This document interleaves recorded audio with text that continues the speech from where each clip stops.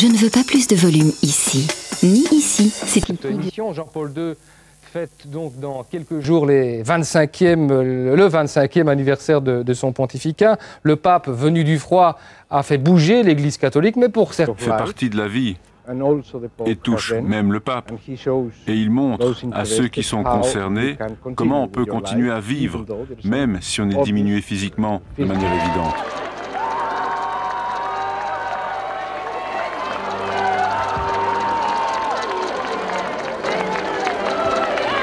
Nous savons qu'il est un peu malade. Nous espérons qu'il se remette, que Dieu soit avec lui et que sa bénédiction nous parvienne à travers les caméras.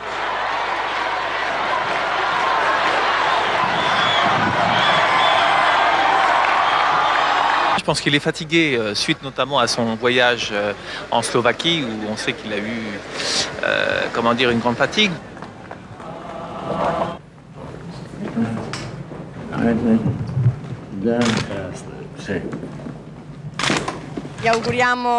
Nous espérons qu'il ira mieux et que nous pourrons le voir bientôt. Voilà, on vient de revoir... Voilà, on vient de revoir quelques images récentes du pape, des images d'un homme usé, à bout de force. Son entourage le reconnaît d'ailleurs. La santé du pape s'est fortement dégradée ces derniers temps. Alors, on va d'abord prendre connaissance d'une réaction d'un téléspectateur. Il s'agit de M. Van Meris de Bruxelles. « J'ai un profond respect pour le pape. Il faut savoir quand même partir à temps. Limite d'âge, 80 ans, pas plus loin pour un pape. À 80 ans, ils doivent être admis à la retraite, nous dit ce téléspectateur. » Alors, Monseigneur Léonard, vous êtes évêque de Namur. Tout d'abord, cette question, donc, posée par le téléspectateur. Est-ce que le pape ne devrait pas démissionner ? C'est à lui d'en juger. Il a toute la lucidité pour pouvoir en juger. Je ne pense pas que ce soit bon d'avoir un âge fixé a priori. Sinon, la fin d'un pontificat elle est minée parce qu'on sait à l'avance que ça va se terminer. Trop de règles nous auraient privés d'avoir un pape comme Jean XXIII. Il avait 77 ans quand il a commencé son pontificat, et son pontificat n'a pas été inutile malgré son âge. Jean-Paul II a toute sa tête, c'est à lui de juger s'il doit arrêter un jour ou bien s'il attend que la mort mette un terme à sa mission. Alors Willy de Weert, vous êtes catholique, vous avez été professeur au fameux collège Saint-Michel, mais vous êtes surtout connu parce que vous êtes romancier. Vos romans ont tous pour toile de fond la religion. Pour vous, le pape est-il encore en mesure aujourd'hui de diriger l'Église ? Honnêtement, je ne le pense pas.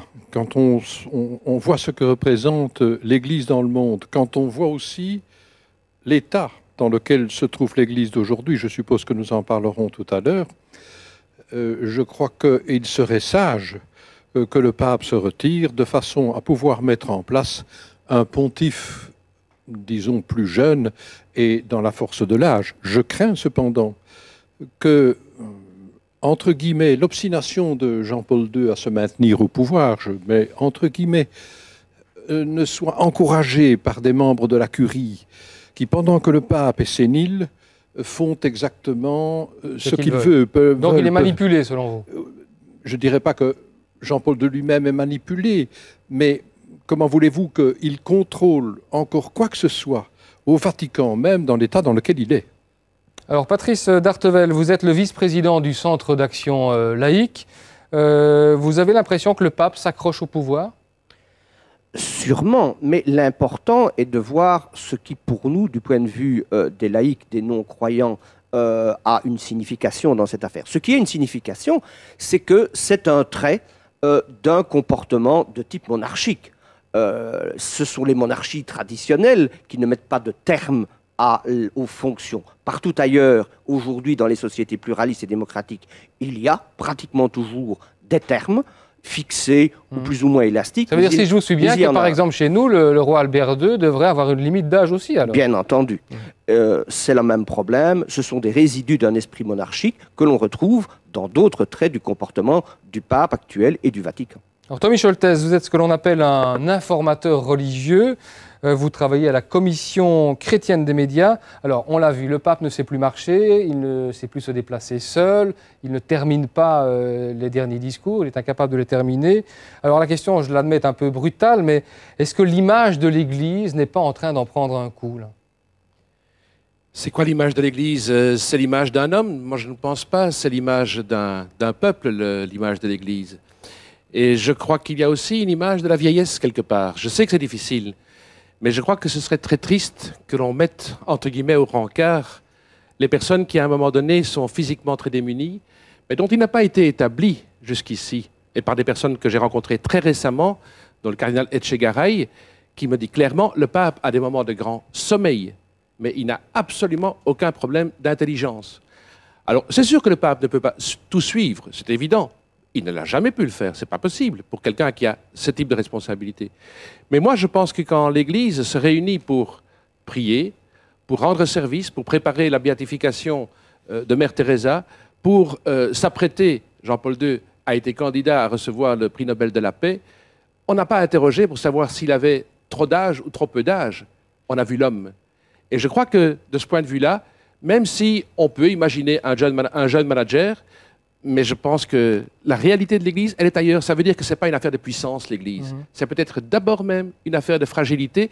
Et peut-être, et certains catholiques sont d'accord avec moi, pas tous, je le sais, que finalement cette image du pauvre type handicapé qui rejoint la figure de toutes les personnes qui sont dans les homes, dans les prisons, des pauvres types, eh bien, aujourd'hui, je pense qu'il les rejoint peut-être encore plus fort que quand il était l'athlète de Mexico.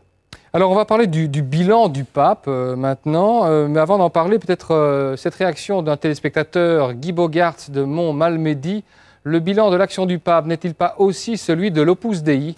Le refus des réalités actuelles d'une certaine pensée religieuse mène aussi à l'extrémisme et à tous ses excès.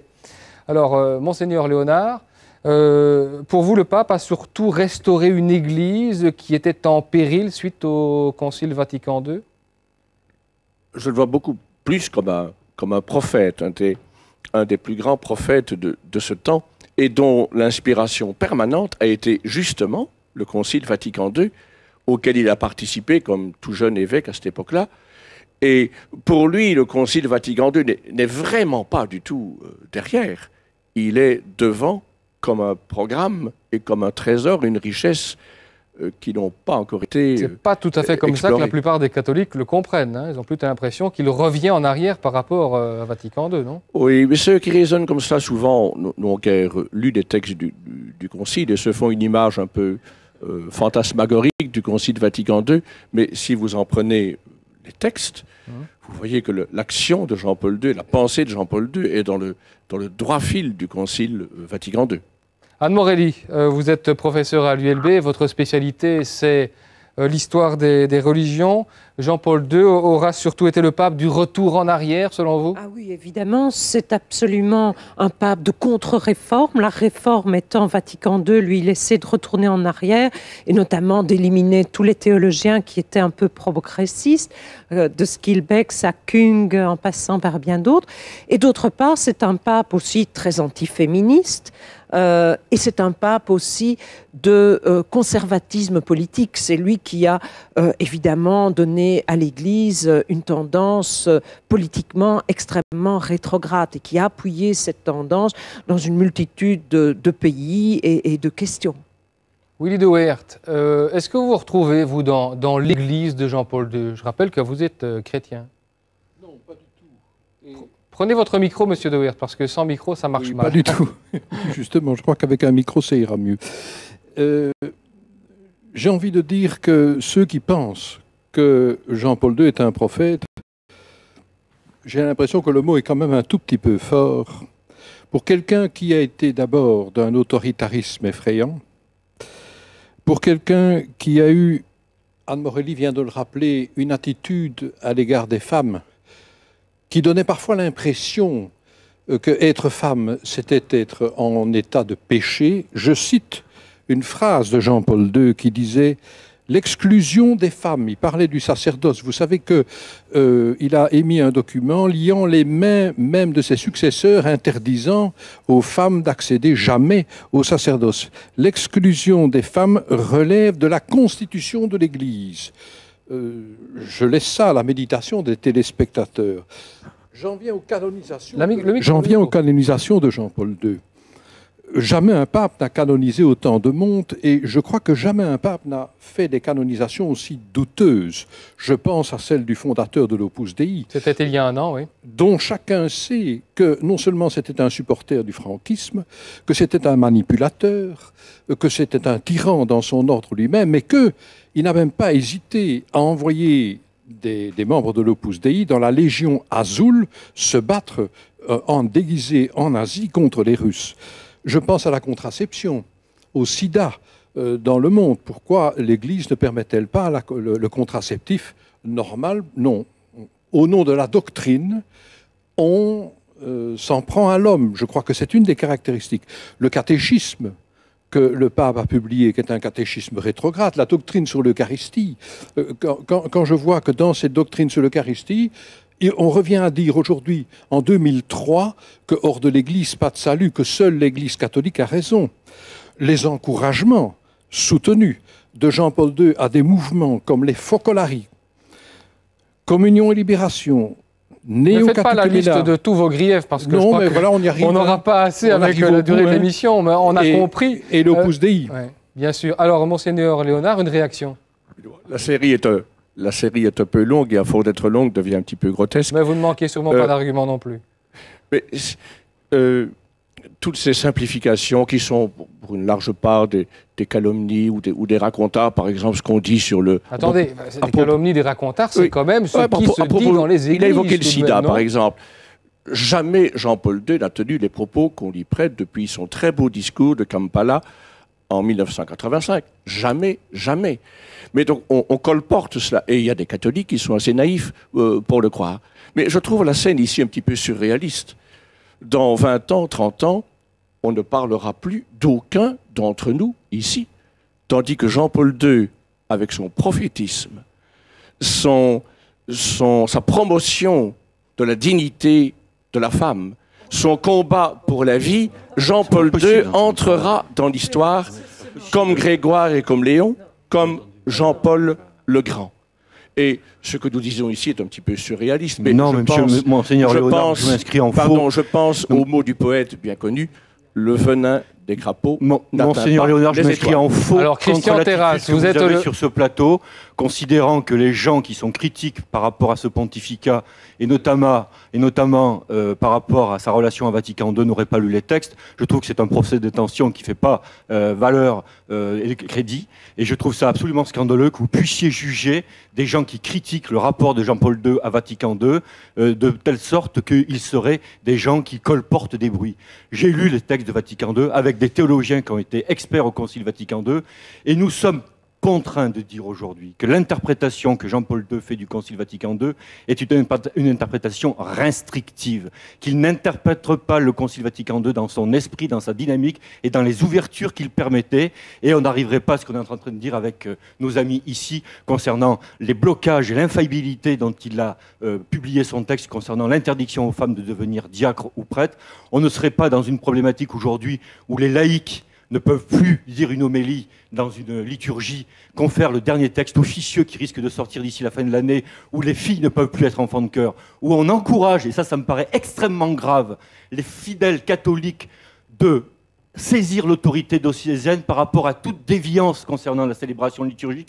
Moi, j'appelle ça de la délation. Et mettre en œuvre de la délation dans la communauté chrétienne, alors que cette délation, on sait qu'elle existe à travers les mouvements fondamentalistes qui dénoncent auprès du Vatican les évêques progressistes ou les théologiens progressistes, mais officialiser la délation dans les communautés chrétiennes par rapport à des prêtres ou par rapport à des laïcs qui ne célébreraient pas l'Eucharistie ou la liturgie autrement que selon les canons romains, je trouve ça absolument pervers et qui montre une fin de pontificat, excusez-moi, j'irai jusqu'au bout, qui est passé non seulement d'un climat de restauration à un climat de conservatisme et qui est en train de flirter avec le fondamentalisme catholique et dont l'Opus Dei joue un rôle important dans le gouvernement central de l'Église aujourd'hui, puisque je tiens à préciser aux téléspectateurs que 2 cardinaux de l'Opus Dei feront partie du prochain conclave. Alors la réponse de Monseigneur Léonard. D'abord, quand j'entends argumenter à partir d'un texte qui n'existe pas et à propos duquel on fait des contresens manifestes, qui sont même liés à des erreurs de compréhension des mots, bien, ça donne un peu une image de la qualité des propos qui sont ici tenus. Ce texte existe. Et qui sont de la pure idéologie. Je vois que vous êtes bien infiltré dans les sacristies du Vatican, vous aussi. Ce texte existe grâce au cardinal Casper et Silvestrini qui ont eux-mêmes organisé la fuite. Léonard, grâce au cardinal Casper et Silvestrini qui ont eux-mêmes organisé la fuite de ce texte et qui considèrent absolument comme inconséquent et atroce, et de manière à saisir l'opinion publique dans l'Église pour dire que ce texte ne doit pas sortir. Peut-être que ce texte ne sortira pas, mais en tout cas ce texte, nous l'avons, nous le sortirons dans Goliath dans le prochain numéro. Alors en quoi est-ce que le pape, selon vous, est-il moderne? Allez-y, argumentez, on attend d'être convaincu finalement. Hein. Il est moderne par toute l'inspiration fondamentale de son pontificat, à savoir que l'homme est le chemin de l'Église de ce temps. C'est par la promotion de la dignité humaine, mais dans tous ses aspects, que l'Église rend témoignage au Christ en ce temps. L'homme est la route première, primordiale, par laquelle la parole de Dieu atteint l'humanité de ce temps. Bien, cette conviction qui inspire tout son pontificat depuis sa première encyclique Redemptor Hominis, c'est une conviction majeure, extrêmement moderne de la part de cet homme qui est un philosophe formé aux méthodes de la phénoménologie, très compétent en philosophie, bon théologien également. Bien, c'est un témoignage d'une grande qualité et par rapport auquel l'altitude de nos débats ici est passablement réduite. Willy de Weert, une réaction? Oui, moi je voudrais d'abord répondre à Monseigneur Léonard que l'argument ad hominem qu'il vient d'employer justement contre ceux qui ne sont pas d'accord avec lui, qui consiste à dire sur ce plateau, dans X années, nous ne serons plus là, mais lui sera toujours là, que cet argument non seulement est malhonnête, mais que le grotesque n'est pas nécessairement du côté duquel il le pense. Et que lui, il discrédite les gens, et c'est une manière de faire aujourd'hui très développée à l'intérieur de l'Église catholique. Tous les théologiens qui ont été condamnés, et je pense simplement dans le diocèse de Monseigneur Léonard à Jean Camp, qui pour avoir dit la vérité s'est fait interdire. Je crois qu'au lieu de qualifier l'adversaire de grotesque, il vaudrait quand même beaucoup mieux respecter la différence. Et c'est justement, je crois, une des choses qui ne se fait pas aujourd'hui. Et entre parenthèses, quelle image de Dieu l'Église chrétienne donne-t-elle quand elle se divise de cette manière? Parce que c'est finalement le résultat du bilan de Jean-Paul II, c'est qu'il a réussi d'une façon admirable à diviser l'Église. Alors justement, Paul Lowenthal, vous êtes le président du Conseil interdiocésain des laïcs. Donc vous fédérez un peu tous les laïcs qui sont engagés dans l'Église. C'est un lieu de réflexion. Quand on se met à l'écoute des catholiques, il y a eu des enquêtes d'opinion d'ailleurs, on a l'impression qu'il y a aujourd'hui l'Église d'en haut, celle de la hiérarchie, du Vatican, et puis l'Église d'en bas, et donc une division des catholiques. Il n'y a pas cette division-là, il y a des divisions dans l'Église, ça, vous la voyez ici sur le plateau. À la limite, on n'a pas besoin d'Anne Morelli ou de Patrice d'Artevel pour provoquer la dispute. Si tout ce qui est excessif est insignifiant, je dirais que plutôt que de surréalisme, je parlerai d'insignifiance pour ce qui s'est dit jusqu'à présent sur ce plateau. Je n'ai pas encore appris grand-chose et il me semble qu'avec les personnalités que nous avons ici, il devrait y avoir moyen d'apprendre quelque chose. Je pense qu'il est assez clair que si d'un côté, face à quelque chose qui apparaissait un peu anarchisant, à tort ou à raison, le pape Jean-Paul II, dans les premières années de son pontificat déjà, a voulu reprendre les choses en main en matière doctrinale, par exemple. Ce qui était anarchisant, c'était quoi, Vatican II? Après Vatican II, il y a eu une efflorescence dans tous les domaines, que ce soit dans l'Église en termes de culte ou que ce soit en termes de morale, que ce soit en termes de doctrine. Vous savez, c'était l'époque où les professeurs de religion ne savaient pas à quel saint se vouer. Bon, il a effectivement repris les choses en main, fait ce qu'on pourrait appeler une normalisation, c'est une allusion à Prague 1968. Normalisation. Ouais, c'est un mot péjoratif, bien entendu. Ce que personnellement je regrette, c'est qu'il se soit maintenu sur cette ligne-là, alors que les corrections nécessaires avaient pu être apportées. Et je ferai quand même remarquer que c'est le premier pape à avoir non seulement reconnu, mais affirmé dans son encyclique Foi et raison, non seulement l'autonomie de la raison, il était plus que temps qu'elle soit clairement affirmée, elle l'avait déjà été auparavant, mais aussi l'autonomie de la recherche théologique. Donc, je crois qu'il y a réaction de Christian Terrasse. Moi, j'entends bien ce que dit monsieur, je trouve très, très intéressant et très posé ce qu'il vient de dire, et il reconnaît qu'il y a eu une normalisation, ça, je suis quand même content de l'entendre. Oui. Mais je dirais qu'entre les discours et puis la pratique, il y a quand même une différence. On n'a jamais eu un pontificat qui ait sabré les théologiens de cette manière-là. Moi, je tiens à signaler que nous avons fait une enquête il y a 5-6 ans. Il y a 1000 théologiens qui ont été mis à l'index par le Vatican parce que ces théologiens avaient signé des pétitions contre Rome par rapport à la morale sexuelle, pas simplement par rapport à la morale sexuelle, par rapport à l'hypertrophie du pouvoir central romain qui prenait de telles proportions que les épiscopats nationaux n'avaient plus leur mot à dire par rapport à la gestion du gouvernement de l'Église et par rapport à la pastorale. Alors je voudrais préciser... Donc ces 1000 théologiens ont été mis à l'index et ont été mis en demeure de prêter un serment de fidélité aujourd'hui par rapport à toute recherche intellectuelle et qui, si elle ne rentre pas dans les canons de l'Église et dans les canons de l'orthodoxie romaine tenus par le cardinal Ratzinger, sont aujourd'hui instruits comme on pouvait instruire des dossiers au temps de l'Inquisition. Alors, je voudrais préciser que vous êtes le directeur des éditions Golias, oui. Les éditions Golias, oui. Qui publient des ouvrages qui sont généralement qualifiés de quoi, de plutôt critique, à gauche, de critique par rapport à ce pontificat. Et je dis par rapport à l'intelligence de la foi, ce pontificat est un cataclysme parce qu'il a permis, au conservatisme, qui n'a pas une théologie très, très fondée, de prendre le dessus et à éliminer tous les théologiens qui, dans la dynamique de Vatican II, possédaient offraient des ouvertures qui auraient permis à l'Église de répondre aux défis aujourd'hui. Je crois qu'on a compris le message. On va passer de l'autre côté maintenant avec Lionel Ababi, et je vous redonnerai la parole après, M. Lowenthal. Lionel Ababi est un séminariste. Vous êtes au séminaire de Namur depuis 2 ans, donc vous avez encore 4 années pour devenir prêtre. Vous êtes jeune. En quoi est-ce que pour vous, Jean-Paul II est un pape moderne? Alors, tout d'abord, je suis très surpris, ébahi par l'agressivité des propos tenus par ces messieurs, et en même temps par la contradiction des propos, puisque le monsieur dit que le Concile Vatican II a été une ouverture, et que le catéchisme est quelque chose de rétrograde. Or, le catéchisme ne fait que reprendre le message du Concile en fait le faire accessible à tout le monde. Donc déjà, un point contradictoire. Et puis deuxièmement, Madame Aurélie, j'accepte tout à fait et je respecte vos convictions, mais je trouve que vous êtes à côté de la plaque par rapport à ce qu'est l'Église. L'Église, ce n'est pas un système, ce n'est pas une idéologie, et je trouve que vous réagissez avec des a priori. Que je respecte, mais il faut comprendre ce qu'est l'Église. C'est un système. Alors pour moi, par politique. rapport au pape, moi j'analyse le pontificat du pape par rapport à ce que j'ai vu. Donc je vous laisse tomber les a priori. Qu'est-ce que j'ai vu? Moi j'ai vu un pape très équilibré, d'un point de vue humain, équilibré parce que d'un côté, clair et fidèle au message de l'Évangile, et d'un autre côté, très ouvert aux attentes de ce monde. Premièrement. Deuxièmement, pour moi, le pape est un modèle de sainteté, et ça se comprend. Je me situe là au niveau de la foi. Et puis, troisièmement, qu'est-ce que je vois, qu'est-ce que je constate, parce qu'on parle beaucoup des jeunes, de la sexualité, etc. Qu'est-ce que je constate? C'est que le pape sait rassembler énormément, des milliers de jeunes au cours des JMJ. On voudrait... Anne-Morélie. Bon, moi, je voudrais intervenir sur le double discours, évidemment, du pape.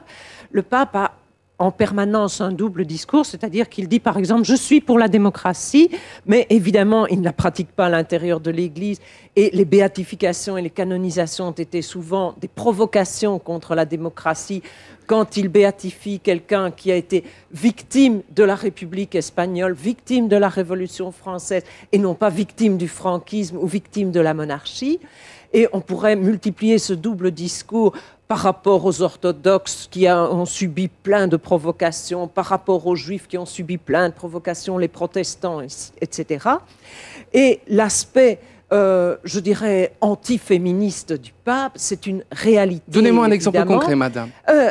Monsieur De Weert vous a parlé tout à l'heure de ce décret scandaleux, évidemment, pour les femmes. C'est caractéristique que vous soyez, et pourquoi évidemment, 4 hommes. Parce que là aussi, madame, vous comprenez très mal le sacerdoce. Parce que vous prenez le sacerdoce comme un métier citez-moi 5 femmes catholiques de Belgique qui pourraient occuper vos rangs-là. Il n'y en a pas, évidemment. Mais ce n'est pas de ma faute, madame.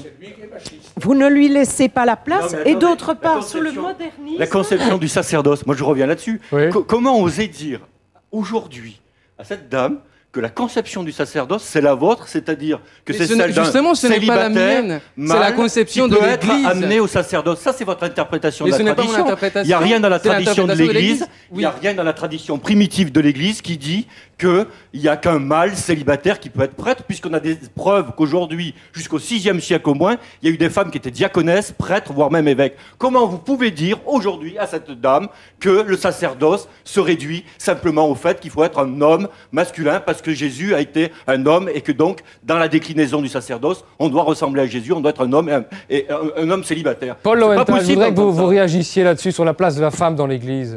Vous avez réfléchi là-dessus? Tout à fait clair, oui. Aussi, nous avons discuté là-dessus. Je ne prétendrai pas qu'il y a consensus absolu entre toutes les sensibilités présentes au Conseil. Mais il y a en tout cas consensus sur une insatisfaction foncière à l'égard de la situation actuelle de la femme dans l'Église. Ça, c'est parfaitement clair. Et la conception du sacerdoce, je ne sais pas qu'est-ce que vous dites qu'on comprend mal ou que madame comprend mal le sacerdoce, mais vous ne dites pas ce qu'il est. Sauf erreur, pour le catholique, c'est une vocation, c'est un appel de Dieu. En disant d'office que les femmes n'y ont pas accès, vous prétendez donc que Dieu ne peut pas appeler les femmes. Ce n'est pas ça, monsieur. Oui, bon, laissez-moi parler maintenant. S'il vous plaît, laissez-moi un petit peu de temps. Allez-y, monsieur Lowenthal. Je suis moins vindicatif que d'autres sur ce plateau. Laissez-moi quand même le temps de m'exprimer. Allez-y, vous avez la parole. Vous avez proposé un clivage entre le haut et le bas de l'Église que j'ai récusé parce qu'il y a énormément d'intermédiaires. Mais il y a d'autres différences qui sont intéressantes à voir à Rome même. Premièrement, et ça se voit dans les textes pontificaux eux-mêmes, je prends ceux de Jean-Paul II. Vous avez des textes qui sont des textes généraux, des textes de principe, qui sont souvent de très beaux textes. Je prends le Rédempteur de l'homme, je prends foi et raison, il y en a plusieurs, qui sont de beaux textes. Et puis, vous avez les cas concrets qui se présentent et la réaction, qui n'est pas forcément celle du pape. Personnellement, je n'en sais rien, je ne suis pas dans les couloirs de l'exploit, mais qui sont celles du Vatican, qui sont celles de la Curie, qui ne sont plus belles du tout, qui sont, elles, très restrictives, très dures. Ça, c'est une différence que je constate et qui est très forte. Et je pense que cela pose la question à laquelle je ne suis pas toujours capable de répondre, du rôle respectif du pape et, par exemple, du cardinal Ratzinger, qui est quand même un homme très particulièrement puissant au sein de la curie romaine. Il y a au moins un cas pour lequel j'ai eu des informations, c'est à propos de la théologie de la libération. Le cardinal Ratzinger, donc la Congrégation pour la doctrine de la foi, avait préparé un document de condamnation de la théologie de la libération. Le pape l'a arrêté. C'est devenu un premier document de critique de certains aspects des théologies de la libération, en deux parties, dont l'une était, après remaniement, je suppose, celle qu'avait proposée Ratzinger, et dont l'autre partie était un plaidoyer de principe pour la priorité aux pauvres, qui est quand même le point de départ de cette théologie de la libération. D'accord, j'aimerais maintenant... Vous terminez, s'il vous plaît. Ok, attendez, parce que j'aimerais maintenant, il nous reste 10 minutes, et j'aimerais qu'on en vienne à une question qui a quand même préoccupé pas mal les gens, c'est celle des prises de position morales du pape Jean-Paul II.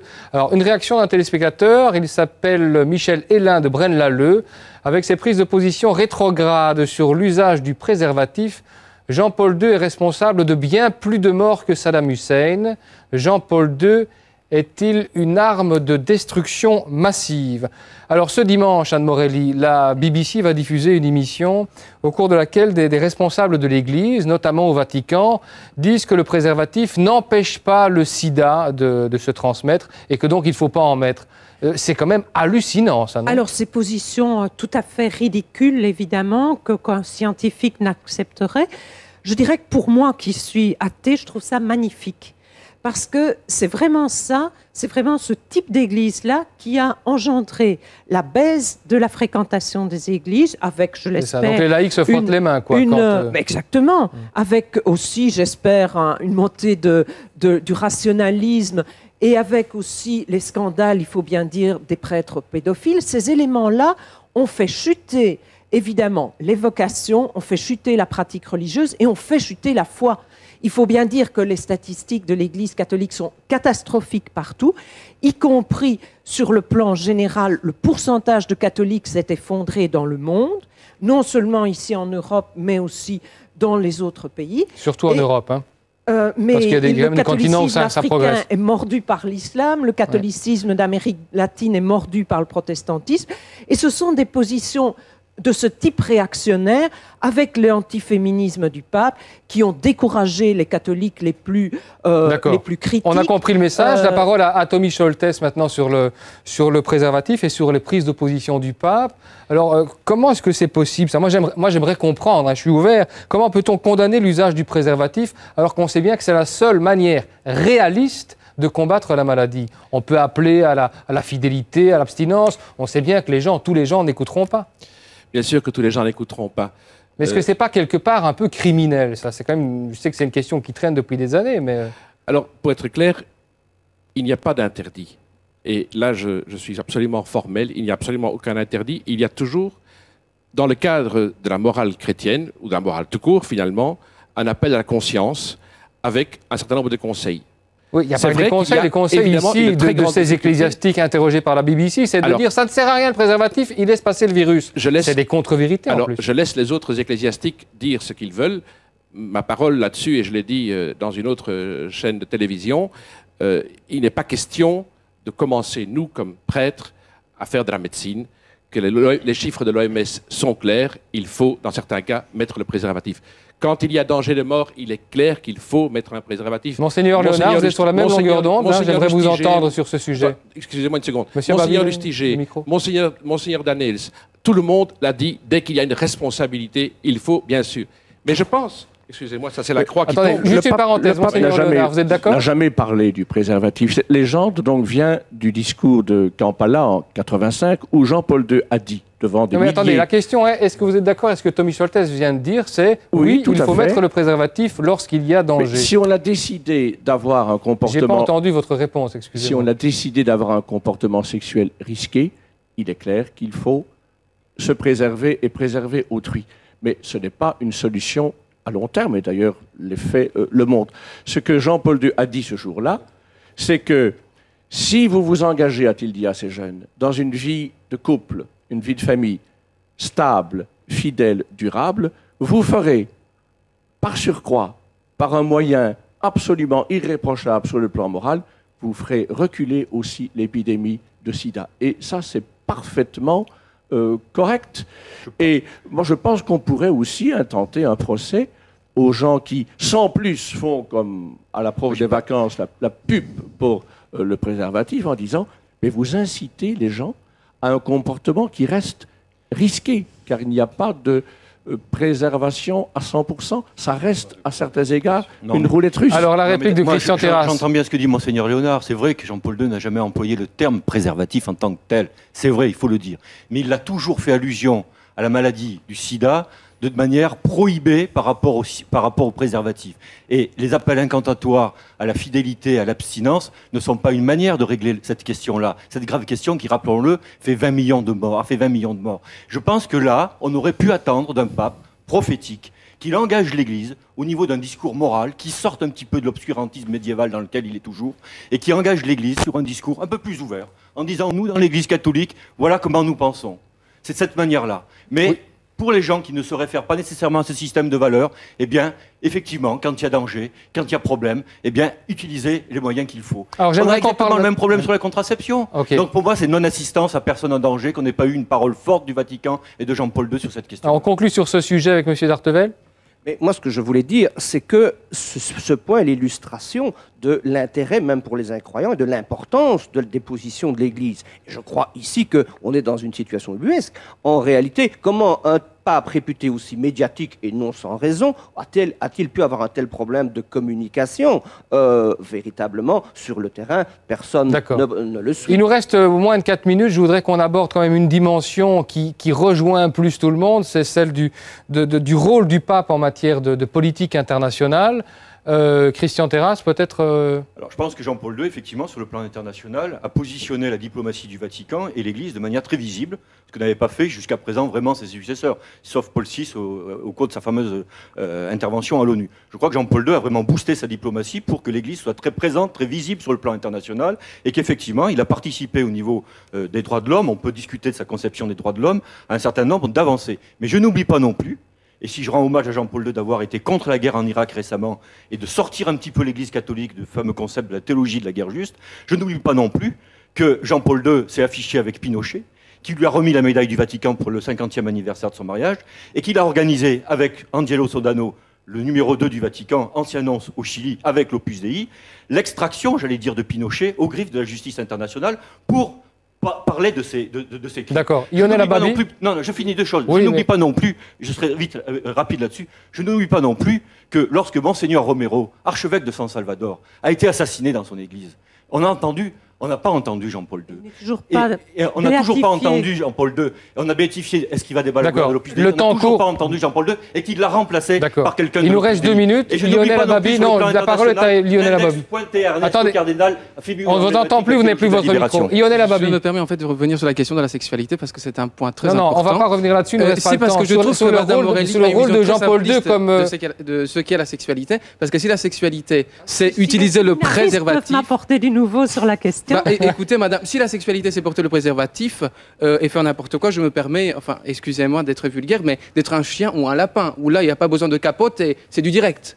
Mais et en fait, là, dans la société d'aujourd'hui, les choses sont inversées. Au lieu de parler de l'amour, on parle de comment utiliser le préservatif dans les écoles, comment utiliser les pilules contraceptives. Et dès qu'on sort dans la rue, on est en fait harcelé par les images sexuelles. Alors, si c'est ça l'amour, l'amour platonique. Non mais, je veux dire, pour finir, quand même, il faut rappeler la conférence du Caire de 1994. Oui, on ne va pas passer toutes les conférences. Et je dis que le Vatican, la diplomatie du Vatican a joué un rôle important à ce moment-là. Il s'agissait de planification mondiale. Je vous interromps parce que le générique a démarré. Excusez-moi, monsieur Terrasse, mais il y a des règles quand même.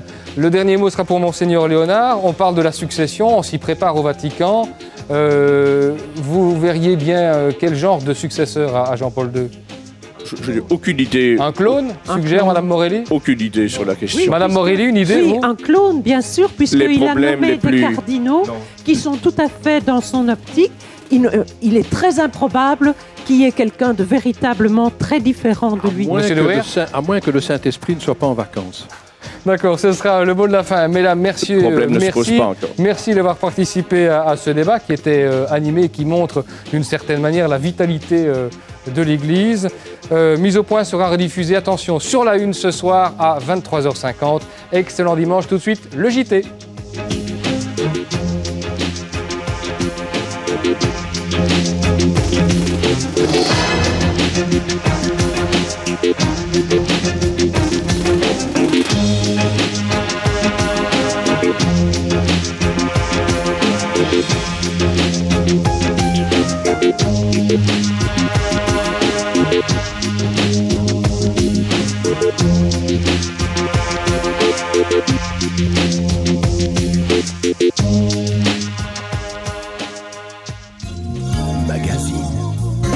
Marc Delire, journaliste sportif, a partagé le quotidien de Sébastien Rouet, champion de natation, mais aussi para